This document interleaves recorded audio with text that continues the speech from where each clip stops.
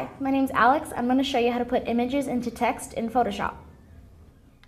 So I have my text here, and what I want to do is add a photo into this text. And you see a lot of this in like commercial text. So what I'm going to do is I have my image here, and on a different layer. So I have my text layer, and then I have my separate layer of my image.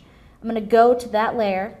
I'm going to right-click, and I'm going to select Create Clipping Mask. And you have to make sure that the image is over the text because otherwise it won't work. So then you create Clipping Mask, and then there is your image in your text.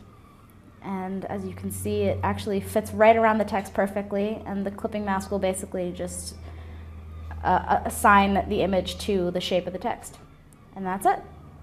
My name's Alex, and this is how you add an image to text in Photoshop. Thank you.